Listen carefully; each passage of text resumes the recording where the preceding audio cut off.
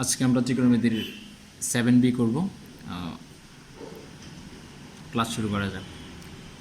দেখো আমি ডান পাশে কিছু সূত্র লিখছি, সেটা হচ্ছে যে sine theta equals to 0, theta equals to n pi, cos theta equals to 0, theta হলে theta equals to 2n plus 1 pi by 2, আর ট্যান থিটা ইকুয়ালস টু 0 হলে theta equals to n pi. এই বিভিন্ন মান আমরা তিনটা ক্যাটাগরিতে এখানে ভাগ করছি, যে sine theta, cos theta, tan theta জন্য 0 হইলে সেক্ষেত্রে থিটা ইকুয়ালস টু মান পাবো। সাইন থিটার ক্ষেত্রে theta equals to n pi, cos থিটার ক্ষেত্রে theta equals to 2n plus 1 pi by 2, আর ট্যান থিটার ক্ষেত্রে theta equals to n pi. তো আবার যখন সাইন থিটার মানটা, আমি একটু নিচে চলে যাই, মাঝখানের এই তিনটা মান একটু পরে বলি। যখন সাইন থিটার মানটা 1 হবে সেক্ষেত্রে আমরা থিটা এর মান পাবো 4n plus 1 pi by 2, sign থিটার মান -1 হলে সেক্ষেত্রে আমরা পাবো theta equals to 4n minus 1 pi by 2, আর কস থিটা ইকুয়ালস টু 1 হলে সেক্ষেত্রে পাবো theta equals to 2n pi, আর কস থিটা ইকুয়ালস টু -1 হলে সেক্ষেত্রে পাবো theta equals to 2n plus 1 pi.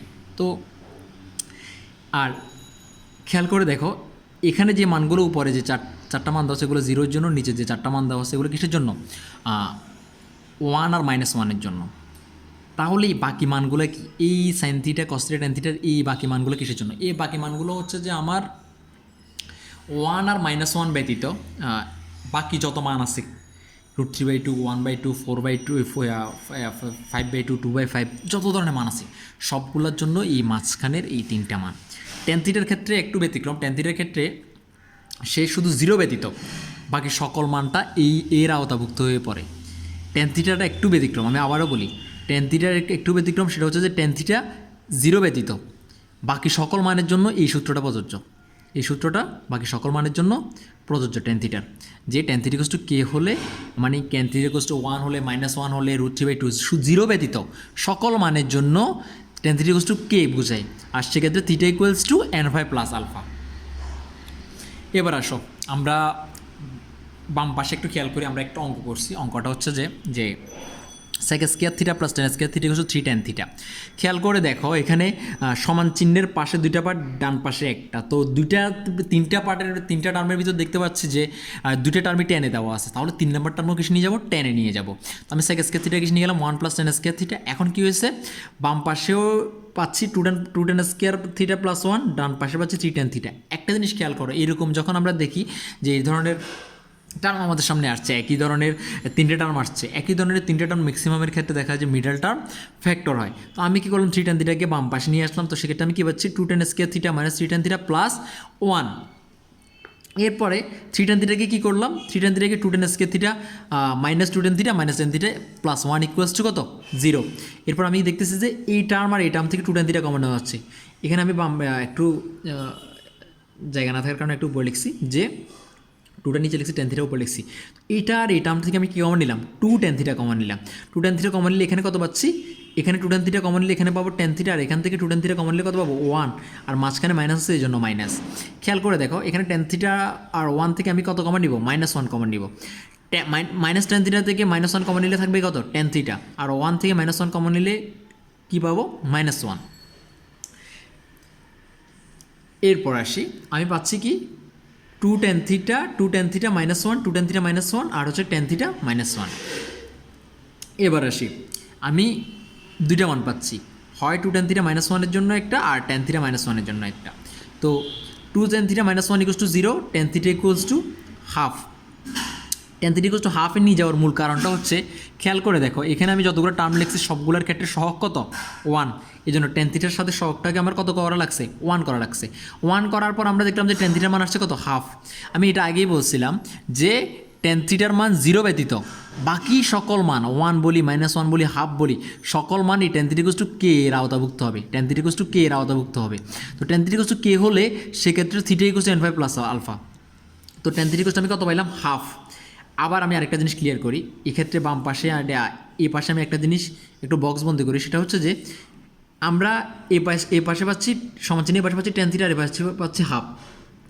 তো হাফটা কিসের মান, হাফটা এরকম হতে পারে, হাফটা হচ্ছে যে 10-35 ডিগ্রি মান, অথবা 10-45 ডিগ্রি মান, এরকম কিছু একটা। তো তার মানে কি, তো যদি এরকম হয় সেটা যে 10-35 অথবা 10-45, তো আমরা এই যে জিনিসটা পাচ্ছি 10-35, 10-45, 35-45 পাচ্ছি, এটা কি একটা কোণ। তো আমি কি করলাম, এই 10-35-45 কি ধরলাম, 35-45 এগুলোকে আলফা হিসেবে ধরলাম। এই জন্য আমি কি লিখলাম, যে হাফকে লিখলাম, হাফকে আমি লিখলাম যে 10 আলফা, হাফকে আমি কি লিখলাম 10 আলফা লিখলাম, কারণ এই হাফটাও তো আমার কোনো একটা কোণের মান 1035 অথবা 1045 মান।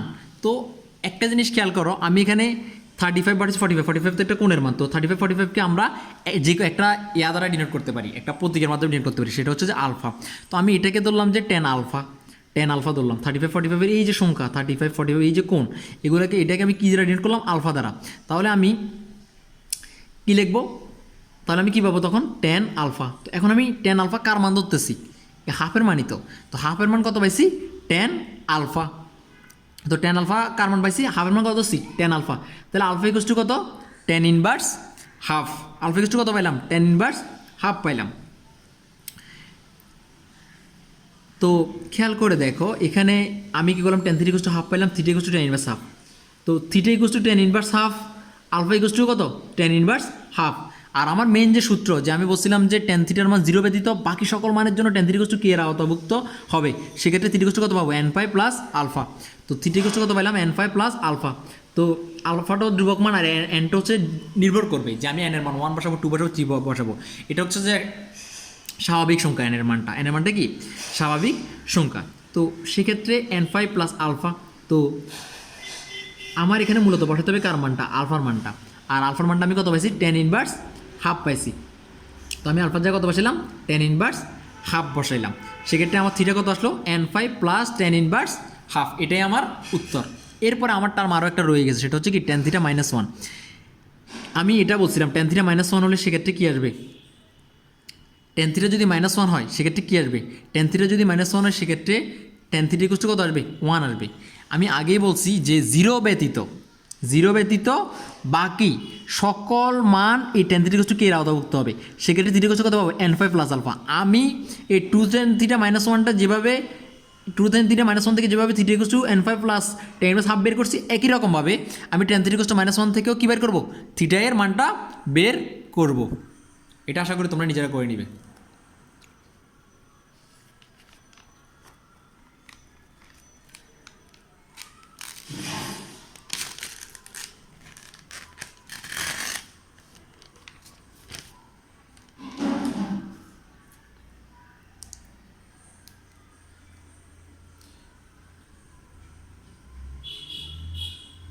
আর একটা অঙ্কে যাই।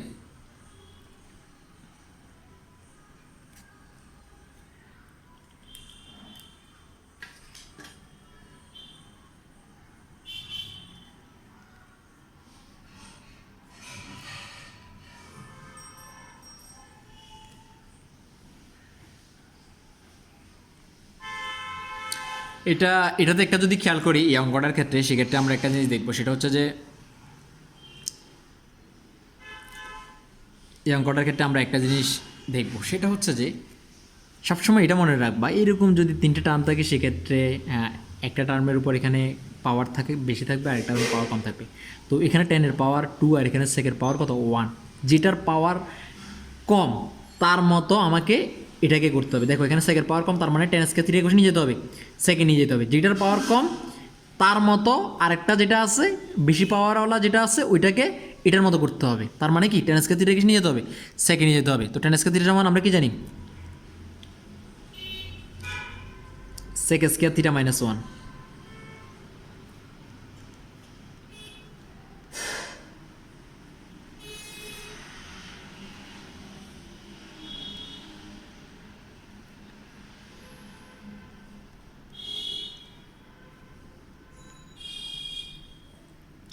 আচ্ছা, এটাকে আমরা এবার এভাবে লিখতে পারি যে sec স্কয়ার থিটাকে আমরা এটা লিখতে পারি sec theta whole square minus 2 sec theta into √3 plus √3 whole square. টার্মটাই এমন যে আমি এটাকে a মাইনাস বি হোল স্কয়ারে কী করতে পারবো, সূত্র করতে পারবো। সেক্ষেত্রে দেখি আমি কী পাবো, sec theta a square minus 2a plus B square, সূত্র কি a minus B whole square. তাহলে কী পাবো sec theta minus √3 whole square equal to কত 0।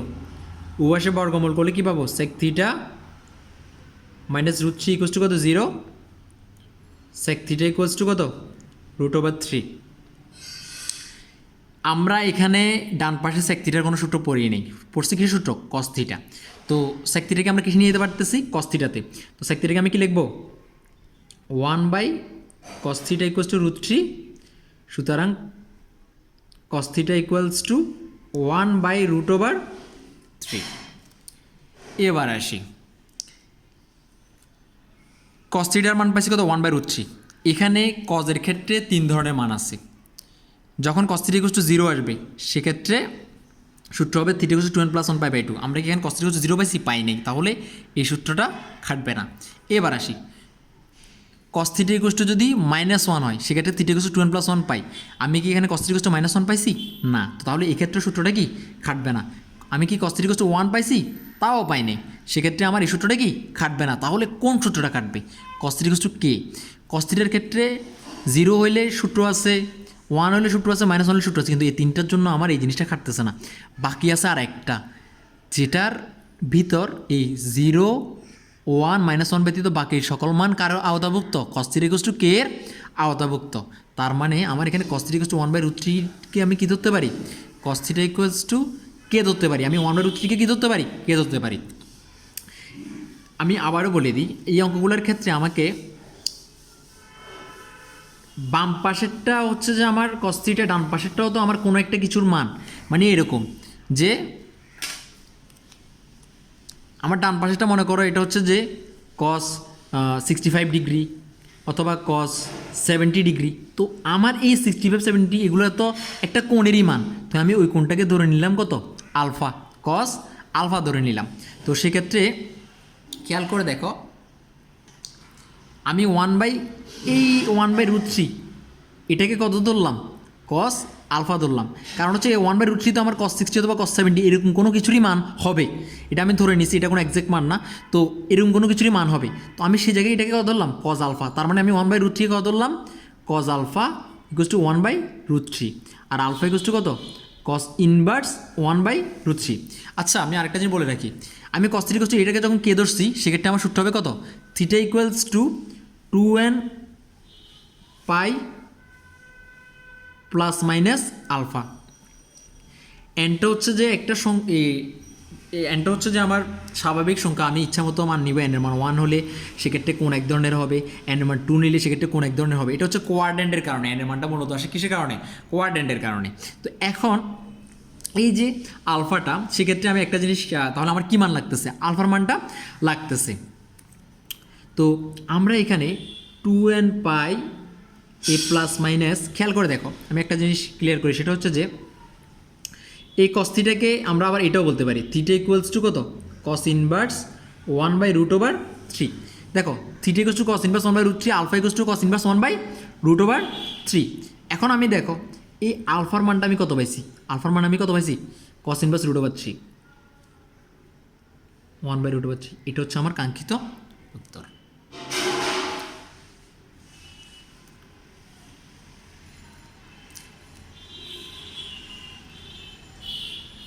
এরপর আমরা পরবর্তী অঙ্কে যাই।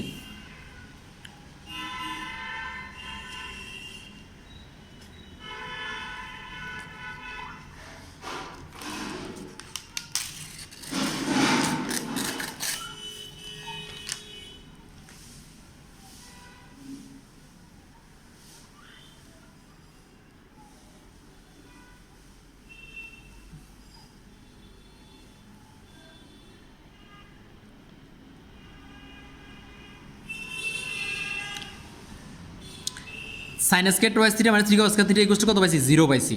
আচ্ছা একটা জিনিস খেয়াল করো যে এখানে আছে থিটা, এখানে আছে টুয়াইস থিটা। সবসময় খেয়াল রাখবা ত্রিকোণমিতির ক্ষেত্রে, অঙ্ক করার ক্ষেত্রে থিটাটা একই হইতে হবে। এখানে থিটা আছে, এখানে টুয়াইস থিটা আছে, এরকম সম্ভব না, দুইটাই সেম হইতে হবে। আর যথাসম্ভব খেয়াল রাখবা যে ছোটোটার মতো করতে, এখানে থিটা আছে, এখানে টুয়াইস থিটা, তার মানে আমি কোশ্চেনের মতো নিয়ে যাবো, থিটার মতো নিয়ে যাব। তো ওইটার জন্য আমি সাইন টুয়াইস থিটাকে এটা লিখতে পারি না, দেখো তো sine twice theta whole square লেখা যায় না, সাইন স্কয়ার টুয়াইস থিটাকে লিখলাম 3 cos স্কয়ার থিটা, তার মতো থাকুক 0। তো আমি সাইন টুয়াইস থিটাকে লিখবো 2 sin থিটা cos থিটা। এটা একটা সূত্র, যে সাইন টুয়াইস থিটার একটা সূত্র আছে কি 2 sin theta cos theta whole square -3 cos square theta equals to কত 0। এটাকে এবার বর্গ করে ফেলি, কত পাবো 4 sin square theta cos square theta -3 cos square theta equals to কত 0। তো খেয়াল করে দেখো এখানেও কস স্কয়ার থিটা আছে, এখানেও কস স্কয়ার থিটা আছে, আমি কস স্কয়ার থিটা কমন নিতে পারি। তাহলে কস স্কয়ার থিটা কমন নিলে কী পাবো? 4 সাইন স্কয়ার থিটা -3, মান পাচ্ছি দুইটা, হয় কস স্কয়ার থিটা ইকুয়ালস টু কত?